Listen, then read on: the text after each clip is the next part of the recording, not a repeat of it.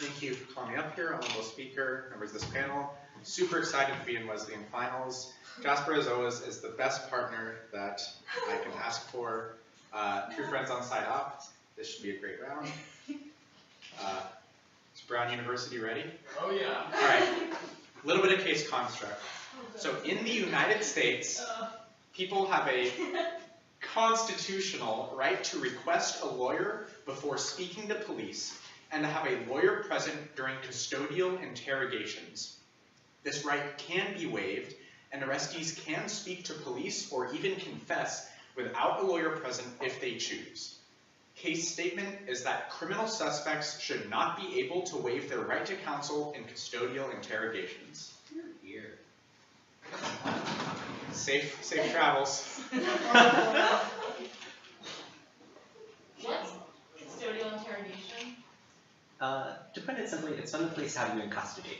So the sort of interrogations that we're discussing are when the police arrest you and then bring you to the police station in order to be asked questions. So what kinds of questions are they asking at this point of the process? At like the point where you're saying like, they should definitely have a lawyer for the arresting police. Like, did you do it is probably the first one. Right. After that, it's like, where were you at this time? What were you doing? You know, questions that might lead them to incriminate you. Okay. Other than simply asking questions, are there any other things that police officers or other people doing interrogations are like apt or want to do during these interrogations questions? Well, yeah, so like, they might like say, if you don't answer, you know, you're going to be put away for a very long time. The police can make threats against people they're interrogating. But yeah, so it's generally like the police like saying stuff and asking questions. Can the police ever lie during these interrogations? Yes. Can they make such threats based on like things that are not true? Like for example, threaten like a period of imprisonment that they know already is not going to be possible. So the police can't say, if you don't answer this question now, then you're going to go to jail for 15 years. What they can say is, the crime that we're discussing has a sentence of 15 years. If you don't cooperate with us, that's going to be you. Okay, even if it doesn't have that sentence of 15 years, like even if the sentence is like shorter, they can just say it has like Well, so like the police can lie about information that they don't have. So the police can say like, we have picked someone up, they've incriminated you, it's in your best interest to start talking now. Okay. But the police cannot lie about the procedure of law. Okay. But you can ask to see, to ask to say, like, who exactly was it? What exactly did they say? Like, show me the evidence that you have before you choose to waive your right. Not quite. So like, at any point during the interrogation process, you can say, I don't want to talk to you guys anymore, please give me a lawyer. And then the cops are required to stop asking questions. Okay, so what is the process like when you waive your lawyer? So you sign a form that says, I consent, I'm of sound mind, I'm aware of the consequences of my rights, and I forfeit my right to have a lawyer present. Are any of those things verified? Like, for example, like, do you verify that they are of sound mind? Like, what if they aren't and they don't sign this? Well, many jurisdictions, for instance, like have interrogations recorded, like many of them, most of them. So that's like a pretty good way of verifying. So, But like, like, in you those can't cases- tell from a videotape whether someone was of sound mind at the time because it takes like a psychological evaluation. Yeah. So how do you ex post facto determine if someone's of sound mind when they sign? Yeah, this actually happens a lot. So in a trial process, if someone wasn't of sound mind, then the evidence is inadmissible. So what lawyers will often do is say, well, this like blood report showed that this person had blood alcohol such that they couldn't have answered this question. They were not of sound mind. Or you might say like, this person has a condition, which means that they can't answer questions like this. Or like you can just like see the questions that police were asking an individual and whether or not the police had done something wrong. And that also has to be exclusion of evidence. Two things. First, what are the restrictions under which, like, you are considered of sound mind? Like, what things make you of sound mind or not of sound mind? So like, not being on drugs is a pretty common one. Sure. But also like, not having like, for instance, a psychological condition that might cause you to not be able to remember events clearly or not provide correct information to the police. Okay. However, other psychological, like impairments or whatever else, as long as they're literally not like preventing you from remembering properly, don't make you not of sound mind.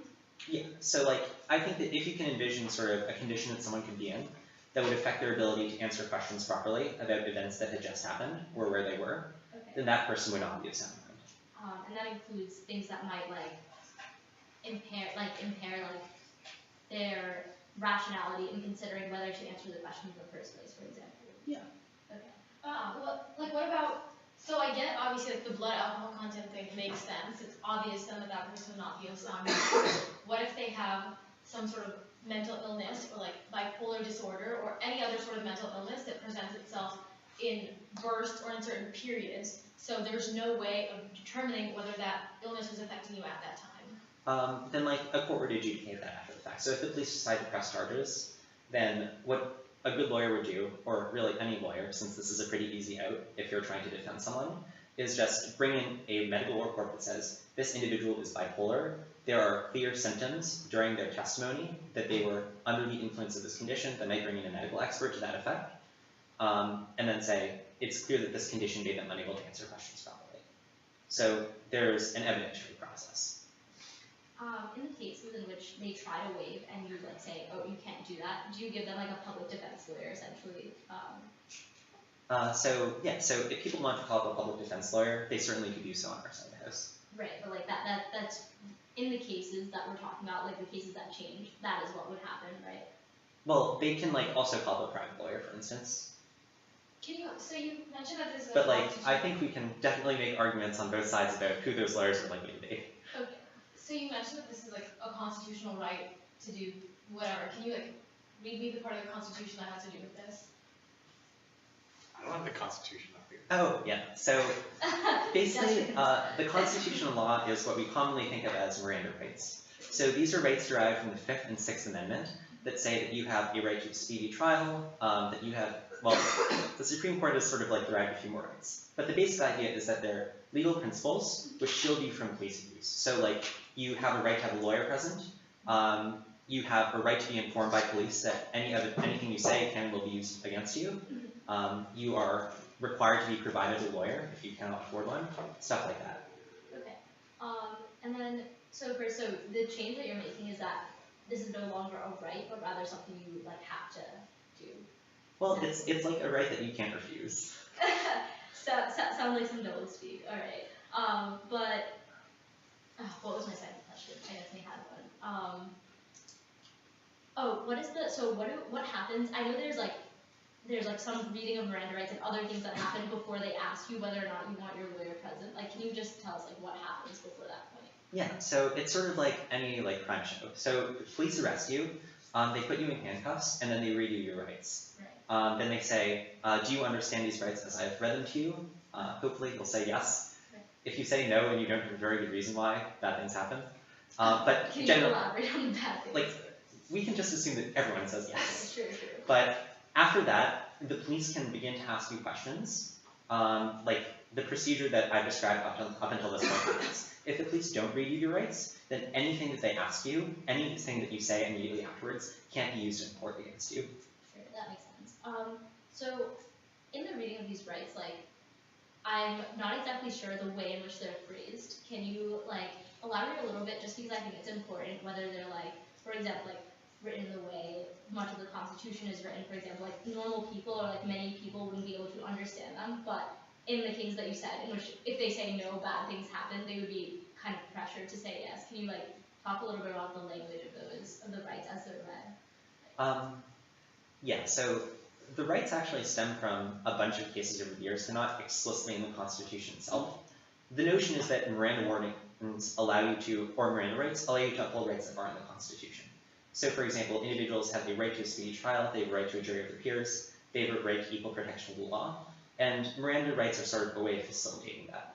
So it's sort of the Supreme Court saying, in order to uphold these other constitutional rights, individuals must be told these things, individuals must have a right to these things. Where does the ability to waive your lawyer stem from? Like why, like given the way that you present it, it just makes much more rational sense that they would never think to say you have the ability to waive your lawyer. So like, where does that come from? It's like part of the case law that Miranda warnings come from. I mean, like, yes, but like, why? right? Like, I'm sure there are cases that were written in support of this particular decision, and I'm sure, given that you've read them before, like Yeah. PMC, like they do give reasoning as to why that is important. Yeah, I mean, the notion is that you want a lawyer who you believe can represent your interests. Okay. And forcing an individual to take on a lawyer that they cannot refuse afterwards is, I guess, not okay in the Constitution. Okay, 100%. Go ahead. Question about, so, I don't think this was already mentioned. So, even if you waive your right to a lawyer, and then you confess, what is the sort of process afterwards to argue that that confession was elicited forcefully? So you might argue, for instance, that you were incapacitated when you initially signed the waiver. So for instance, like you have a condition that makes you unable to understand your right to waive your right to counsel. Or you might argue that like the police like pressured you into doing it. So they can use legal tactics, but if the police are just like, here's a revolver on the table, please waive your right to a lawyer, or else, then you can make a decent legal argument that you were pressured into doing so, and that the waiver was illegitimate. But it is legal to lie about the sort of information that you have, and legal to lie about the person's probability of getting a certain punishment if they don't confess. It's legal for the police to lie about information that they do or don't have. The police can't lie about the content of the law, so the police can't say, yeah, we picked you up for like jaywalking, you're going to get 10 to 15 years if you fail to confess. But what they can say is, you know, if you don't confess and you actually did it, you know, bad things are going to happen to you, your family is going to be super embarrassed, stuff like that. Okay. What is the role of the lawyer in the process of like the questioning? So obviously, I'm assuming they can't like answer on the part of the witness. They can't like tell him like don't answer this, or like what can they do and like what can they not do? Well, their function is sort of to represent the interests of their client. So they can say, you don't need to answer that question, or if the police are going along the line of reasoning that they think is like a bit too harsh, they can say, could you rephrase that please? As well as advise their client about what the police can and can't do. So if the cops say, yeah, we have a friend of yours, he's going to incriminate you, you better confess now, the lawyer can turn to their client and say, yeah, they're probably lying. Okay. And then you said something about like the place where this like ability to waive comes from. So, so you mentioned that like if you accept a lawyer, a particular lawyer, you cannot change lawyers later. Like you accept that lawyer the duration of the trial. No, that's not quite true. So if you get a if you get a private lawyer, you can obviously swap at any time. You just need to hire a different one. If you get a public defender, then there is a procedure by which you say to the judge, this person is not representing my interests. I would like them replaced. And then you present some evidence to that effect. So for instance, if your lawyer is just like, yeah, I think your really great strategy is to say that you're guilty, and if you say, actually, I don't think that's a great strategy, I'm innocent, then that is probably good testimony for getting a lawyer replaced. That makes sense. But then the other thing that you said was about like essentially like forcing them to pick a particular lawyer quickly that they like can't necessarily consent to, is why you said like the ability to make that exist in the first place. So what kind of like obviously given that, especially if you want to hire a private lawyer, which I'm guessing like a lot of people with the ability to do so will want to, what kind of like time frame do these police officers give you to like call your lawyer, find one that's free, ensure that they have time to like come over and like sit the interrogation with you, like given that they've arrested you and they want to interrogate you now?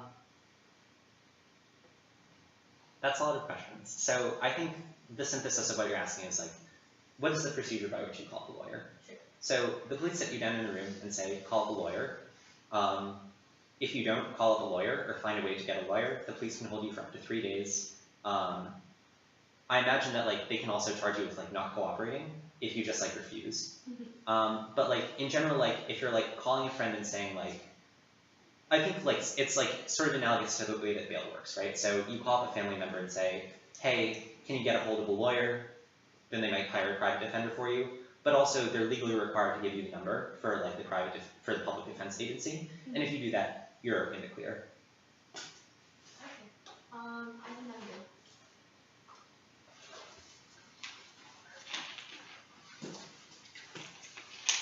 Anyone not ready? Alright. So our first independent argument is that police interrogations are immensely coercive. In general, people who have been arrested by the police face incredible psychological pressure for 5 reasons. First, they've been through the immensely traumatic experience of being arrested. People who are arrested are handcuffed, given explicit orders, and often threatened with force. For a lot of people, that can be very traumatic, especially for people who have never had run-ins with the law before. Second, arrestees are often isolated from contact with people other than the police, making it very difficult for them to get advice or even emotional contact to keep them mentally prepared for a police interrogation. Third, police are capable of using all sorts of tactics to unsettle and threaten people into confessing or incriminating themselves. Police are allowed to lie to suspects in order to get information from them. They are allowed to threaten to prosecute suspects if they don't cooperate. In a situation like this, police have all the advantages and years of training, whereas suspects who have just been put into jail have absolutely none. Fourth, there's immense public shame associated with being charged with a crime. For a lot of people, especially individuals from racial or political groups that would be falsely convicted, that would fear being falsely convicted rather, a quick confession can seem like the best thing to do. Fifth and finally, many people are just overconfident in their ability to out-talk the police and will try to avoid incriminating themselves, but will accidentally do so anyway. Thus, if an interrogation is actually so psychologically harmful, then having a lawyer present is the only way to stop an individual from being forced into accidentally giving false testimony or incriminating themselves. A lawyer can provide legal advice, unclouded by personal emotion, and use their experience to parse out truth from the interrogation tactics used by police. Because lawyers are incentivized and legally required to represent the interests of their clients, they can stop abuses.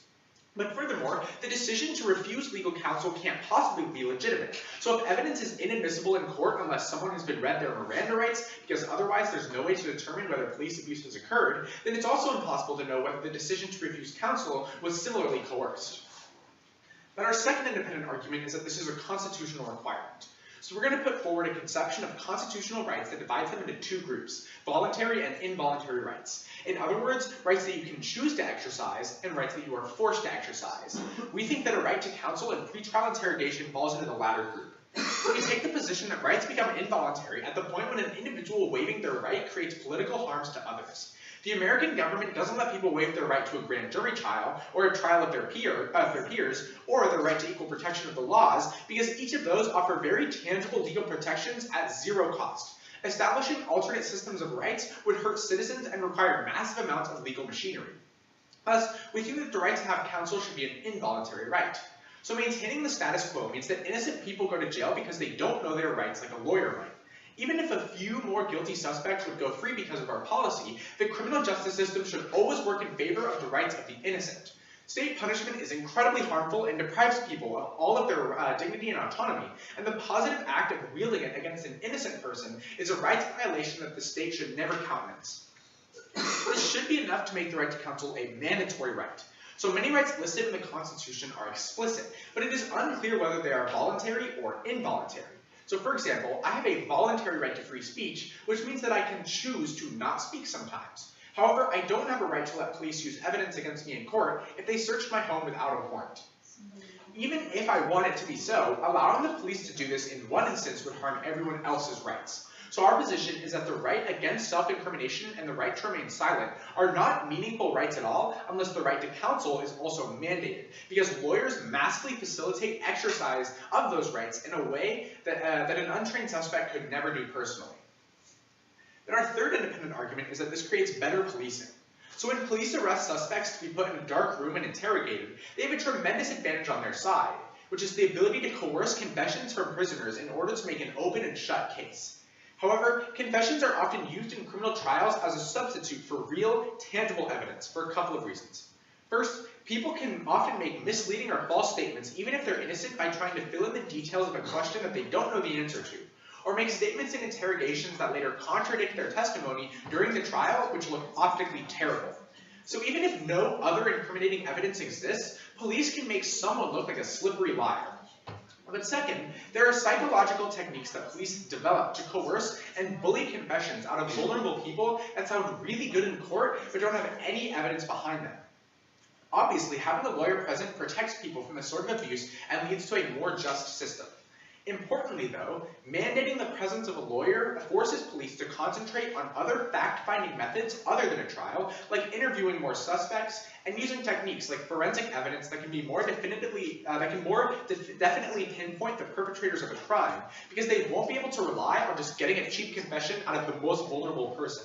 There are several impacts to this. First, and most obviously, is that we simply see fewer innocent people going to jail.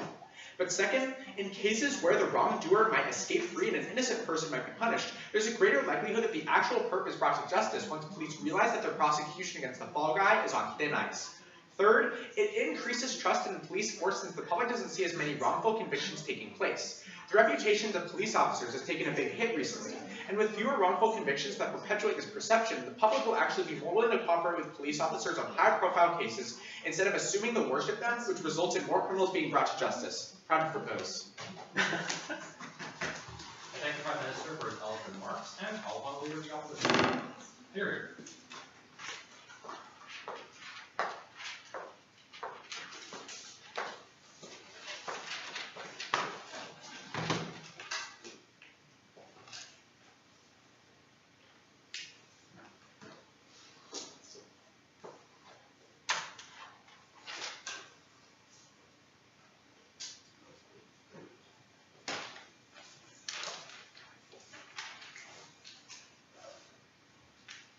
This case is tight as shit.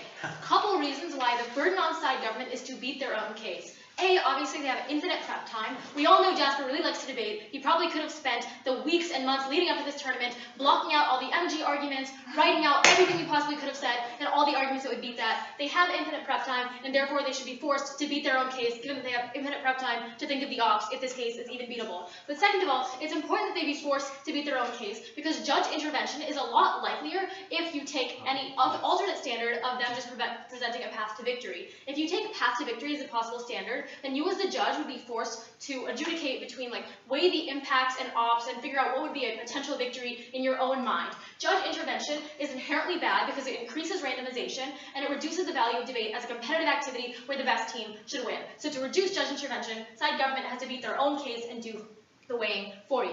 But second of all, there's no way we could ever have won because of the 3 different burdens we would have to meet. They might come up here and say oh, we have some really good arguments, but never over the course of our speeches could we have beat all 3 of these arguments and spend enough time warranting each of them out to you in turn. What's the first argument we would have had to beat? Constitutionality. Because Teddy doesn't do this in PMC, obviously, but in MG or in PMR, someone's going to come up here and say constitutionality is a side constraint, it is the most important issue in the round, because the role of the United States government is to act upon the laws that it creates. Given that the Constitution is the only protection we have for individual rights, we ought to prioritize the Constitution over everything else to value those individual rights in the long run.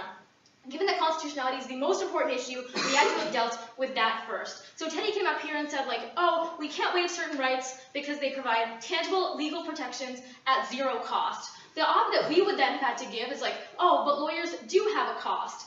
They have a cost to the individual people who are forced to pay for these lawyers.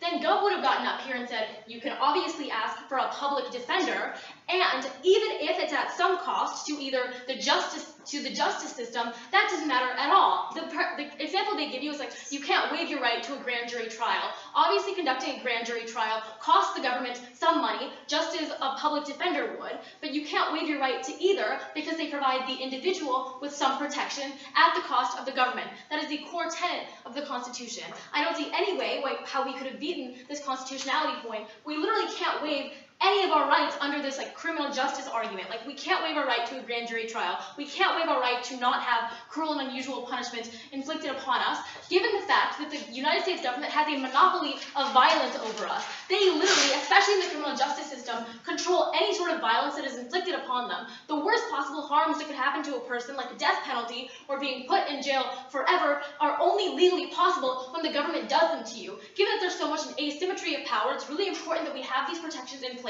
and don't slowly chip away at them as side government would want us to argue. No thank you. But even if we had somehow spent several minutes beating this constitutionality argument, the second burden that we also would have had to beat was the coercion argument. This is another principled argument that comes before the pragmatics because principles and rights are necessary to ever access any pragmatic benefits in the long run, given that pragmatic benefits are based on our idea that we have some rights. So we would have to beat the argument that this is inherently coercive. So our possible op to this is like, obviously if people are waiving their rights, like they're consenting into the system.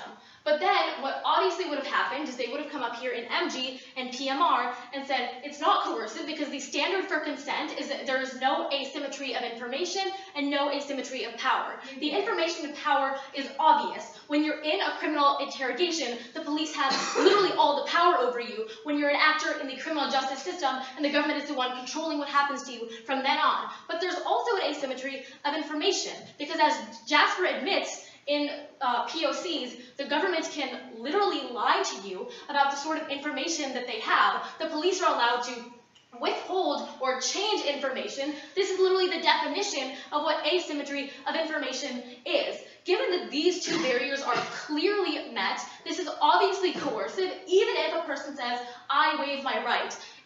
Like, the only thing a lawyer can do when you're in, like, a criminal prosecution, given the fact that you can get one for free, is advise you of your rights and tell you something from a more educated standpoint. The only reason you would ever waive a lawyer is because you don't understand the benefits that that lawyer can bring to you. There are literally no benefits for anyone to waive their lawyer. If they think the lawyer is doing a bad job, they can fire them. That's totally fine. But to waive the lawyer before you even get one, you only do if you're in an epistemic position where you don't understand the benefits that that lawyer would ever bring to you. Given that this can never be coercive, because this is never a rational decision, and even if it were possibly a rational decision, is always coercive because there's always an asymmetry between the two powers that are doing the agreement, it's never coercive. But even if we somehow beat that argument, which they have to tell us how we could ever beat it, we would never win on the pragmatics. And here's why. Because in any criminal justice round, the Jasper would obviously come up to you, or Teddy would weigh in the PMR. The innocent person is always the most important. The purpose of the criminal justice system is not to adjudicate harms between people, it's to adjudicate the harm between like a person and the harm that person does to the social contract. Therefore, at the point that someone is accused of a crime or someone is being considered as like the target of a criminal investigation, the only potential outcome that could happen as a result of this investigation is harm done to that particular person. Like after a crime's been committed, the victim's not being hurt anymore. The only marginal impacts are now on the person being accused, given that the only impacts befall them, and there are huge impacts, right? Like they could lose their like family, they could lose their career prospects when they go to jail, they could lose years of their life, they could be sentenced to the death penalty. Given that all these things are possible, we think it's the most important person is the innocent, because that's where the only marginal impact is going to fall. Given, as I said, the government has a monopoly of violence over everyone in the criminal justice system. So if side government comes up here in PMR and says, all we have to do is prove that one additional innocent person is more likely to go to jail on side opposition, we lose the round on face because there's no way to contend with the fact that the innocent are the most vulnerable in the criminal justice system and therefore are the ones who are more deserving of protection even over the victims. And here's a really likely scenario.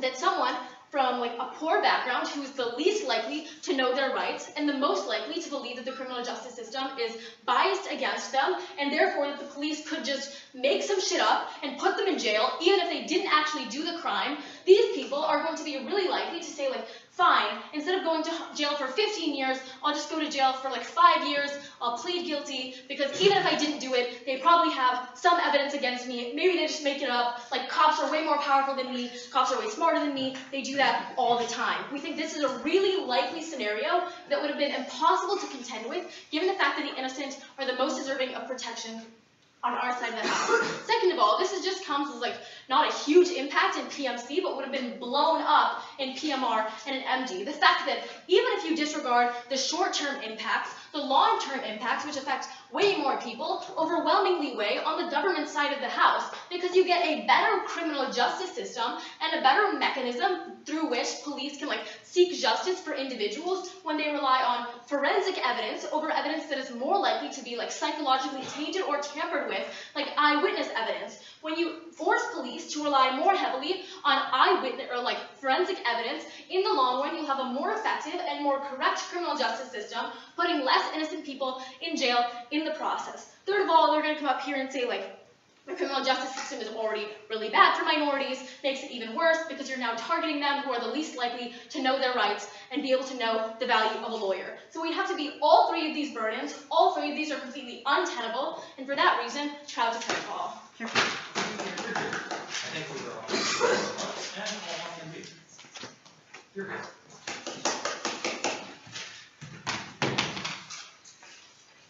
Before I begin, just a few things. First, thank you so much to Wesleyan for a fantastic tournament. This has been a really wonderful weekend. Second, Teddy, you're an incredible partner. This is our second final round together, second time on Gov. And to true friends on side opposition. Is everyone ready? I agree with Shruti in two ways. First, I do think that this case is tight, but not for the reasons they gave in the LOC. They missed a lot of really great MG spikes that could have given more credence to their tight call. The second thing is that I do agree that we need to beat our own case, so I'm going to do that and then provide 4 arguments that they could have given that would have easily won the round and weigh them against the case as well for fun's sake. So first, the case. We make a lot of arguments about how it's really coercive to be in police interrogations, but the reality is as such. We told them in POCs that these interrogations are in the vast majority of cases videotaped. So if true illegal stuff occurs, then we think that those people would be able to get a remedy through the later system. But also, 3 other things happen. First of all, we think that individuals generally already know their rights. There is already deep distrust of the police, especially in minority communities, so we think that individuals are prepared for this. They've had the talk with their children, they know their rights beforehand. They don't know that they need to talk to the cops. Second of all, we think that individuals already don't trust the police generally. So if the police ask you, oh, did you commit this crime, or were you in this specific place? You know that the best thing to do is shut up. They literally tell you, you have a right to be silent, or at the very least, don't give them details that they don't know. But the third thing to note here is that public defenders would actually make this far worse. Here's why. The people who you are most likely to call, that is, public defenders, the people who can get there soon because you don't want to shell out thousands of dollars for a private defense, are very, very bad for a number of reasons. First of all, they're assigned to cases by judges, which means that they have an incentive to cooperate with the system, and a system that often favors convicting criminals. So this means that they often pressure their clients into taking plea deals. This is also extraordinarily important because most public defenders are contracted by city governments, and city prosecutors are the ones who are controlling their salaries and paychecks, which means that in this case, they have tight relationships with the cops and won't want to compromise that relationship, because it destroys their ability to get future cases. So what is the scenario? These people get a lawyer, a person that they trust, and that person says, confess now, plea out, that's bad. So we think that lawyers actually make it much more likely that individuals will engage in plea bargains, engage in false confessions on their side. Whereas on our side, they can resist, they know their rights. Second argument about constitutional rights. This is a terrible argument and is like absurd constitutional law on Teddy's part. The first is that it is not consistent with case law. Remember, the case law that the Supreme Court has handed down as a result of Miranda warnings says that you have a right to refuse a lawyer. The policy that we're doling out is literally unconstitutional. If they believe that constitutionality matters above everything else, they should defer to the Supreme Court. Our case is not the Supreme Court should force you to have a lawyer. It is some nebulous government entity that was never named in case statement should force you to have a lawyer. We think that this is by virtue inconsistent with constitutional rights. But second, we say the Constitution is about choice. That is, even though I'm a member of a particular group, I still have a choice about rights that I choose to exercise. And the right to a lawyer is the most important one of these. That is to say, I have a choice about whether or not to represent myself. This is consistent with the way that criminal trials proceed. If I don't feel as though a lawyer is representing my interests, then that person does not represent me. And it is important that we have individuals choosing to represent themselves as lawyers, because otherwise, anyone could claim to be representing my behalf in trial. But that is perverse. A lawyer is meant to act as an extension of my autonomy, and if I don't have a choice about whether or not I have to call a lawyer, then that destroys the principle upon which the Constitution stands. By the way, we don't think that too many innocent people will be going to jail, so this is not consistent with the argument that we gave in the second round case point. Now, the third argument. So we think that the pragmatics here are wildly overstated. First of all, it's because you can never convict someone just based on a confession, right? This is the legal principle that prevents us from, for instance, having like friends of friends like accidentally confess on behalf of each other because they don't want to see their friends going to jail. The police need tangible evidence aside from just a confession to send you to jail. So this means that just quick confessions aren't enough. The police already have an incentive to use these better methods. But second of all, if the police are so biased that they'll fixate on this one person, then we think that it's likely that our case won't solve this either, right? The fact that you have a lawyer is immaterial to whether or not you actually get better evidence. Okay, 4 arguments that I'm going to give you. The first is that their side of the house destroys the criminal justice system for a number of reasons, or I guess our side of the house. Waiting for lawyer already takes a long time. And the warrant behind that is that public defense is already drastically underfunded in the status quo because we don't want to give criminals the right to defend themselves. Public defenders are already overstressed and strained. They have no money. They're working at low wages. They get very little respect. Rest in peace, public defenders. The problem on their side of the house is that they massively increase the number of public defenders who need to operate within the system. This has a lot of bad impacts. It creates an even greater incentive for plea bargaining that exists in the status quo. It means that there's less time for each trial that proceeds at the criminal level. And also means that evidence tends to decay as a result of lawyers taking time to get to a crime. People's memories begin to fuzz up, that sort of thing. So the amount of total justice on their side actually decreases appreciably. And it decreases at the criminal level because you have public defenders in pre-custodial interrogations, but also public defenders who are assigned to trials themselves. So what is the impact? It means that people are sitting in jail for significantly longer, people who are on trial don't have as good resources to defend themselves, and the only other option they have is to just plead out. So we think that the only option that they have on their side is that more people take plea bargains and more people go to jail. The only way that they could get around this is by saying, but a private system will emerge. But that is problematic for two reasons. First, a private system that emerges will still charge extremely high fees. But second of all, the private lawyers that emerge are likely to be relatively skeevy individuals. You're under stress, you're calling for a private lawyer. What time do you have to compare who is best in the market? So we think that you should prefer to have the public defender system in the status quo because you should want these lawyers in trial. The vast majority of cases never go to trial in the first place because the police often find that they don't have evidence to prosecute. But you should preserve the public defenders who are actually in trial in the first place because that is the place where these individuals are most needed, where minorities are actually screwed over. Second argument, confessions are actually good. The Blackstone principle of protect the innocent does not make any sense. When criminals are on the street, they inflict massive harms on citizens who did not concede to have their rights taken away. But also it decreases trust in the criminal justice system even more. People don't report to the police because they know that their case won't be dealt with. So having more criminals confess on our side of this is actually positive. Why is that the case? Even if someone is not assigned a lawyer at pretrial interrogation, they will always be given a lawyer during the trial itself. So any lawyer with legal experience will be able to expose a confession obtained through coercive methods. But confessions are actually very valuable at prosecuting crimes. For instances of petty theft, assault, and other minor crimes that nonetheless deserve punishment, confessions mean that the police don't actually need to collect evidence and can focus on more meaningful cases. So on our side of the house, what we do is we don't give lawyers to people who will already be inclined to plead guilty. This takes people off the streets who are actually dangerous criminals with all the associated benefits that I explained at the top of this point. Why does this outweigh a few innocent people? It's because guilty people are the link between people trusting the police and the strength of the justice system. If we gave these people lawyers, they would otherwise confess, which means that on our side of the house, or I guess on their side of the house if they decided not to tight call, what they would have been able to do is actually achieve even greater justice. That is, send more of these people to jail and prevent them from doing more harm. The last argument, or the third argument, is that this is a voluntary right. Lawyers are meant to serve as a representation of their client's will, because criminal defense is so necessary to preventing injustice that even actions that might be pragmatically beneficial, like lying to clients, are not allowed. But also, because people cannot represent themselves but have strong desires regarding legal outcomes, someone must represent those desired outcomes. Requesting a lawyer is a voluntary action, which is why a lawyer forced on someone cannot represent their interests. Also, lawyers are meant to serve as legal representation, but a lawyer in interrogations can only provide a greater awareness of the law at hand. People are best placed to judge whether they know the law at hand. They have read their Miranda rights and can ask about their rights at any time, and there's no reason to force a long wait on them. It should be their choice about whether or not to refuse counsel in exchange for a faster interrogation. Look, even if you have a public defender, it is very difficult to replace them. The judge is the person who assigns them to the case, so you're questioning their judgment. But also, it's very difficult to prove if a public defender is not representing your interests fairly. The public defender has more experience than they do, and your objections will sound like someone who doesn't know the law particularly well. Which means that on their side of the house, they are forcing, or I guess on the PMC side of the house, they are forcing individuals to be represented by people who they don't know about and who they cannot trust and who don't serve as legal judgment. This comes a priori, right? If you don't know that the person representing you is actually a fair representation of your legal will, then you have no reason to believe they would actually serve you a trial. This comes even before the constitutional arguments, because if you aren't sure that someone is fulfilling your legal rights, then the legal rights themselves do not matter. The last argument is just on constitutionality. Extend my response to the second one case argument. The case literally contradicts established Supreme Court doctrine. If you believe that constitutionality matters, that is the easiest place for you to vote. For these reasons, we are proud to not call the case down. You're here. I think we have used results and marks. I call it you're here.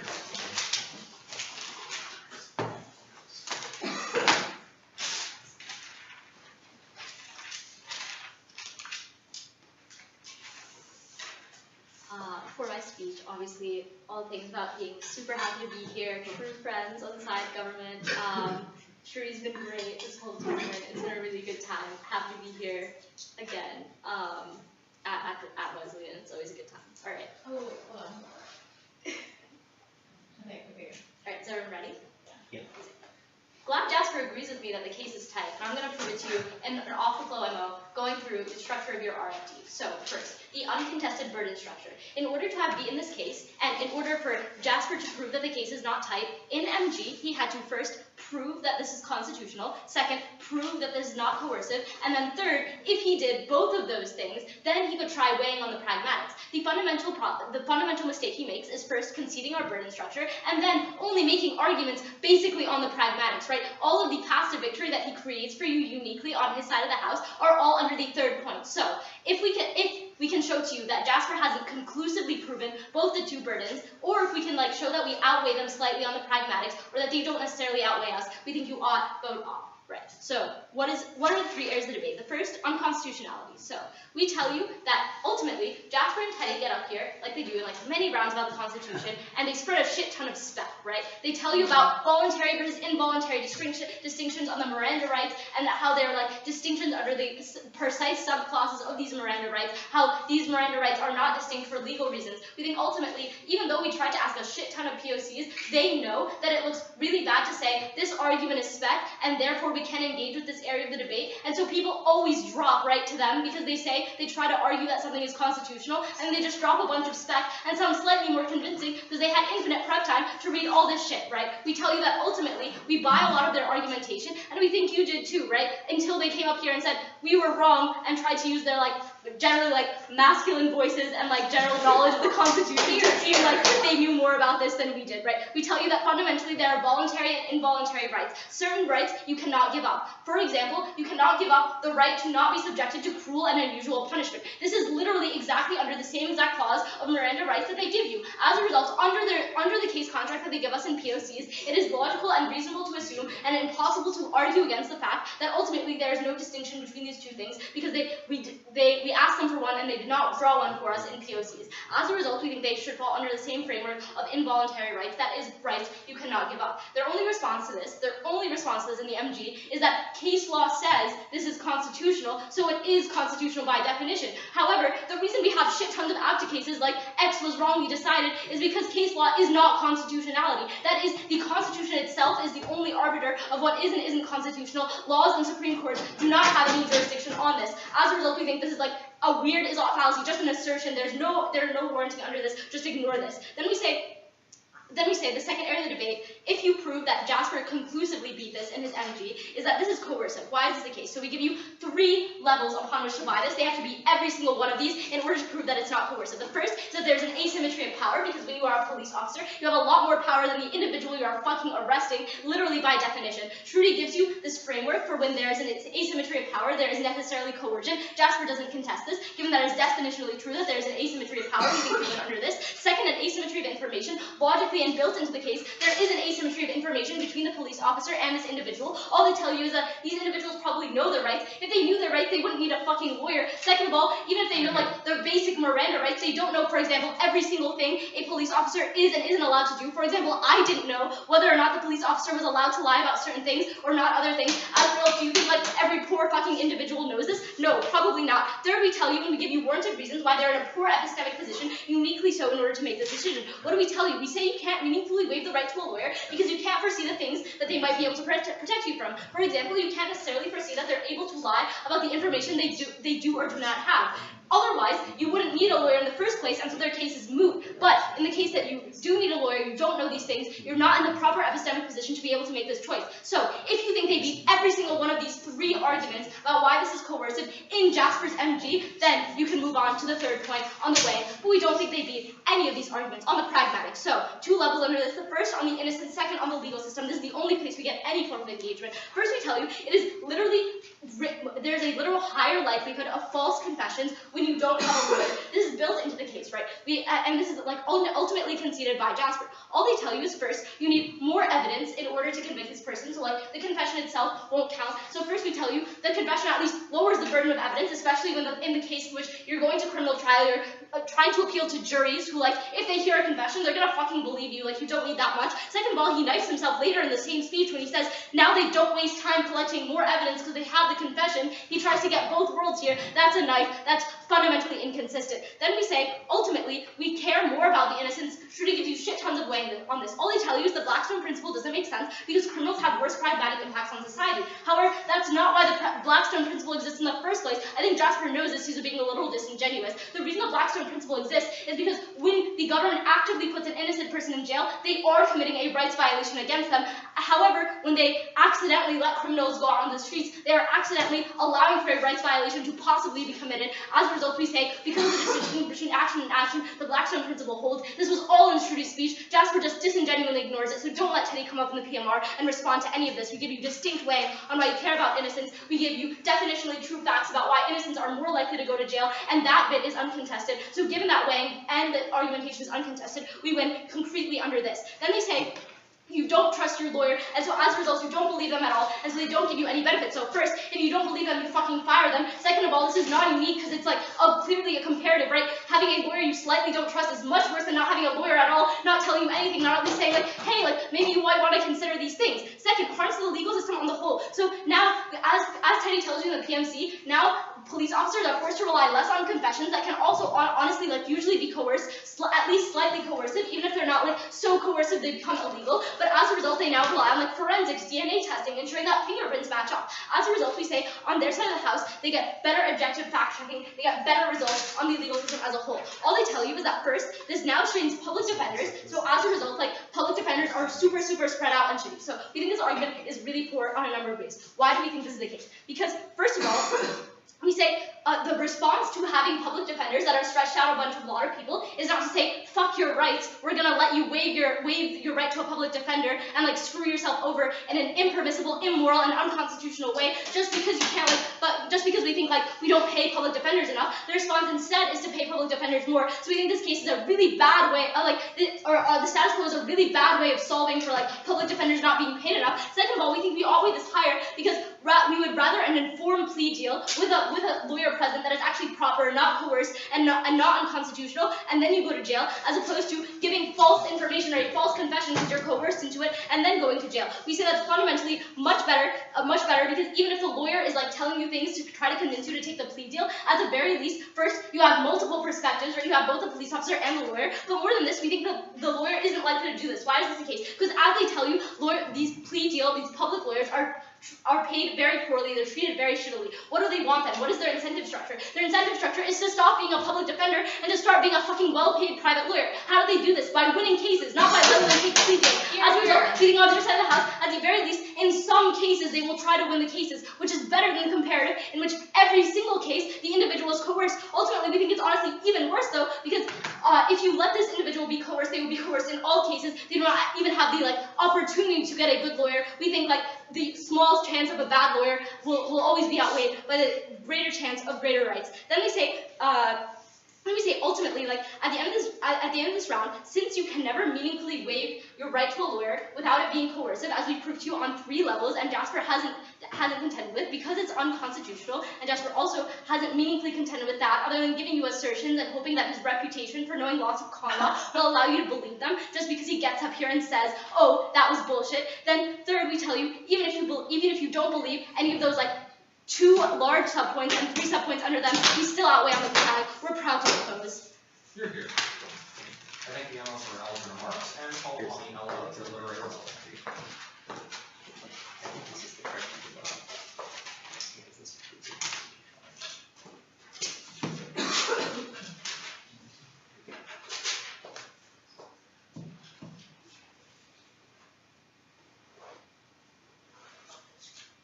Side government has to beat their own case under the 3-burden structure we lay out for you. This is uncontested, which means you have to add up the material from PMC, from LO, and from MO, and weigh that against the material from MG, and if that outweighs under our 3 burdens, then you have to pick up side opposition. So we'll tell you on the first question about constitutionality. So they give you a whole bunch of reasons why, this right to have a lawyer is no meaningfully different than any other right articulated in Miranda. in the Miranda rights. Given that you can't opt out of any of those, you obviously can't opt out of the first one. The only response we get to this is some spec thing about con law, like apparently we should have known that this case existed, we should have known that this case applied. So we say that's spec argument. So the response to this question about constitutionality doesn't even make sense. But as Deena says, even if you buy their thing about like, oh, we should look at this Supreme Court case, we say if you look at the Constitution itself, given the fact that we can't opt out of any other rights that have to do with criminal justice, it is inherently inconsistent to be able to opt out of this one right. So we believe it is not consistent with the letter of the Constitution, which is the actual law of the land, and holds more power than Supreme Court cases because more people know about them. We think that on that point, the thing about the Supreme Court case is an is-ought fallacy, and therefore the constitutionality question flows towards us. But I think the most damning part of this round is the question about... Yep. Argument that Constitution comes before the Supreme Court because more people know about the Constitution. The argument that you just said. I think that comes out in Deena's. Yeah, but I think the argument that it should come before the Supreme Court because more people know about it, the phrase that you just used, is new. Under consideration? Yes. The question about coercion is really damning, because note that all Jasper did is come up here and list a bunch of arguments we could have made about the pragmatics. Given they concede our three-burden structure, if we win, this is always a coercive decision, or even sometimes a coercive decision, that violates people's fundamental right to bodily autonomy, regardless of what the pragmatic impacts are, regardless if the entire criminal justice system comes crashing to its fucking knees. If we win the point about coercion, we win the round. They never contested this. The only thing we hear from Jasper about coercion is that your lawyer should be an extension of your bodily autonomy. The response that Deena gives to this is that, like, the lawyer can still be an extension of your bodily autonomy even if you're unable to opt out of them. Like, you both have, like, this entire argument is predicated on Jasper's idea that public defenders are all inherently bad and they have different incentives than you. So to that, we obviously respond to it like public defenders, as they say, treated really shittily. The only thing an individual public defender wants is to not be a public defender anymore and not make shit money working shit cases. They're going to try to be a private lawyer. The only way they ever do that is they prove they're a good public defender and win cases for their clients. We think the best argument they have on their side of the house is that the entire system of public defenders are all really corrupt and only want their clients to like buy into the system, take pleas, or go to jail, which I think is really damning for them because that's only the best arguments that they give us. So given the fact that this lawyer can still be an extension of your bodily autonomy, even if you can't waive that right, because you have aligning incentives, because this lawyer wants what is best for you, because they want to progress in their future, which they do by helping you progress in yours, we say that this response to our coercion arguments doesn't make any sense. But we laid out the standards for coercion anyways. Like, even if you buy this argument, we told you what standards that government had to meet in order to prove that this wasn't coercive, and they didn't meet anyone. They never talked about the asymmetry of power, the obvious fact that the government and the police have a monopoly of violence over you. They control over what happens to your whole entire life. They can do really bad things to you. Given this is an asymmetry of power, no matter what the decision is, you can never consent into it. And they also never contend with the fact that there's an asymmetry of information. The only thing they say on this point is like, people will sit their children down because they know the criminal justice system is really bad. So first of all, we don't think people in these poor areas who are more likely to get targeted by the police know as much as a lawyer because they probably didn't go to law school. This is a bullshit argument on its face. But they also never contend with what I told you in the LO, which is given that they concede that these are communities that are less likely to trust the police, they are more likely to believe that even if they didn't do something, the police are capable of just making something up. They're more likely to confess even if they didn't do the crime they're being accused of. So given the fact that this is never a rational decision, now that we beat back the public defender argument, there are no arguments left standing outside government why it could ever possibly be bad for the individual actor to hire a lawyer because you have no reason to believe that this lawyer is working against you. If you hire a lawyer and you think they're doing bad things to you, you can fire them later. Given that you can never do that, if you waive the right, inherently, we think we win on the coercion. Deena explains why we win on the pragmatics, even if you go that far. But they never responded to coercion sufficiently, and on that, they lose. Thank you all for all of your remarks, and call it on the end, and we'll do the last speech of the round, which is yours. You're here.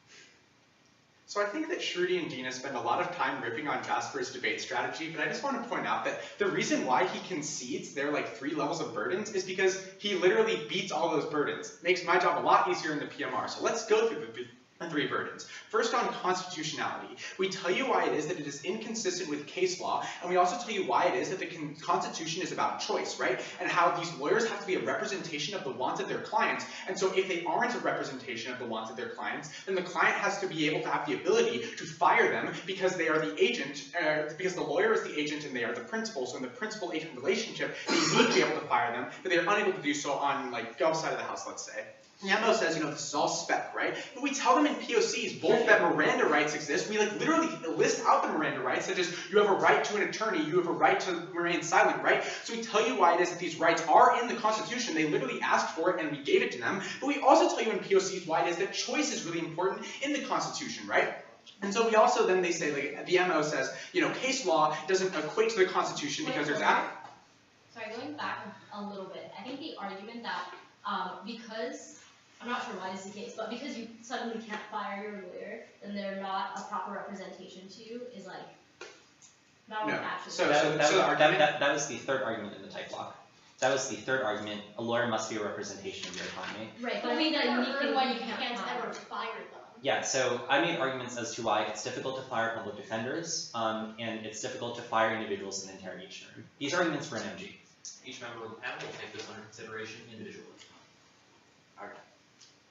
Then the MO also talks about why case law doesn't equal Constitution because of the fact that there's APDA cases about wrongly decided, right? Did Jasper and I ever say the words wrongly decided? No, we didn't. Because what we said is that we would assume that it was the legislature, because that's what you would defer to when making laws, would be the one making this decision. So because of the fact we never said anything about what the Supreme Court would do, then we have to defer to what is in the status quo, which is that the Supreme Court has said it would be unconstitutional to enact our policy, right? So because of the fact that wrongly decided means that they're contesting what the Supreme Court said, we never contest what the Supreme Court said. So we violate the Constitution.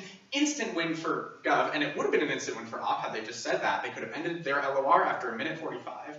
But we also tell you why it is that legislature isn't about case law. Legislature is about merely enacting policies. So legislatures only have to interact with what the case law has already decided, right? And then lastly, regarding Constitution, right, they drop a lot of the arguments that Jasper gives in the third, off-case argument about voluntary rights, right? Why the criminal defense has to be a representation of your interests and how you have a right to be able to construct your own narrative. And he talks about why it is the public defender is going to have power to abuse a client, right? Because when they talk about the asymmetry of information, the lawyer also has a lot more information than the client, right? And so we think that the lawyer, because literally in the third off-case argument. Wait, sorry, what are you calling me? Okay, sorry. So what I was calling you was the particular link. So we get similar things, right? And there's a specific link that's new. You saying that because the lawyer has a higher asymmetry of information, that particular response to the argument that came out in LOC, that the asymmetry of information between the police officer and the individual is coercive, or the application of that argument and the extra link that you make to compare the two, I think it's sorry, yeah. So the argument in the third off-case point is pretty simple. So, or actually, I think this was somewhere in response to the first on-case point during the MG, but the argument basically is lawyers have access to more information and they have incentives to act against their client's interests. So therefore, when they're put into an interrogation, it increases asymmetry of information. Okay. Each member of the panel will individually take this under consideration. And the last thing he said about this was that the fact that they wouldn't want to serve you at trial because of the incentives that we've already talked about, right? So we think this is a really clear reason why it is that our policy is unconstitutional. That would have been an easy win for Op. But more importantly, we want to go to the second thing that they give us, which is that of coercion, right? So we think that Jasper gives a lot of really good points about coercion when he responds to the first on-case argument, right? He says interrogations are videotaped, individuals know their rights due to the distrust that currently exists. He also says that individuals don't trust the police, so even if they don't know their rights, they still are going to be willing to listen when their rights are read to them, and then they are going to try to distance themselves from police as much as possible. He also mentions why public defenders are uniquely bad because you will call them first, and because they are assigned by judges who favor convictions, right? Or convictions, how you have a tighter relationship between the public defenders and prosecutors and judges, right? And these are all reasons as to why it is we think that the coercion argument is absolutely ridiculous, right? We tell you that you should have the choice to choose whether or not you want a lawyer, as they are a representation of yourself, right? That they are supposed to represent the autonomous decisions that you want to make, and so you have to have the ability to autonomously decide whether or not you want that lawyer present. We also tell you why it is that there can be asymmetry. We already talked about like the asymmetry between lawyers and citizens, and the impacts of that are the fact that they get a lot more plea deals on their side of the house, and they also see that we're going to be appealing to judges and prosecutors because of the fact that the pay grade exists. The MO says that Blackstone is actually really important, right? We think that, like, Jasper has pointed out really good arguments in the second off-case argument about why does the confessions are good, when he says that, for, like, this is how we derive our legal rights, right? So essentially what he says is that Blackstone is actually bad because people hide criminals in the status quo because they don't trust police, and why it is that we think that guilty people thus are the meaningful link to how people can derive their legal rights. Then the MO also says that the asymmetry of information is going to exist, and we say that you probably shouldn't force more asymmetry upon this person, you should give them choice. We say that this outweighs constitutionality, as this is how you derive legal rights. This is straight out of Jasper's speech, and it's completely dropped. So we say that on their side of the house, they strip people of their legal rights, right? Because you don't give them a choice to opt out. Insofar as this is a voluntary right and not an involuntary right, when you force it upon them and you don't give them the choice to exercise that right, then all of a sudden legal rights, especially for the least well-off in society, don't hold up. We also say that it's a lot harder to fire in trial than it would be otherwise. Lastly, on pragmatics, we talk about why there's a huge amount of court clog because overworked lawyers are really bad and why private lawyers are expensive and schemy. We've also told you why it is that you still get public defenders in trial on our side of the house, right? Just because they aren't in the interrogations. If there is something like bad that occurs in the interrogation, because of the fact that there's far fewer trials and interrogations, that is where they get court clogged, but we still get public defenders who are going to be present in trials where that is the incentive to win. The MO says that it's better than nothing, but we say that they will just pressure them into a confession and that informed plea deals don't exist because they are pressured by the attorney, right? Because you are not the one making the plea deal, it's your attorney telling you to do so. The particular argument that then public defenders will now be present in trials, and that you also have to care about that more than as a result, them being present in these interrogations. Yeah. So the first argument in the type block was that on our side of the house we will have more public defenders in criminal trials, and the argument for why it outweighs was also good. So the argument basically is, in criminal trials, the police have already begun proceedings against them, whereas before criminal trials, the police might not choose to go to trial in the first place. So an argument was made as to why it outweighs, and on our side of the house we get more people in criminal trials. Each member of the panel will take it under consideration. The MO says to pay public defenders more. We say, where is the mechanism? They can't just fiat that's going to happen. The MO also says that public defenders will just go private and will win cases. We say that no, because anytime they go private, they're going to demand more money, and thus they aren't going to work in the interest of minorities. For all these reasons, case is off type.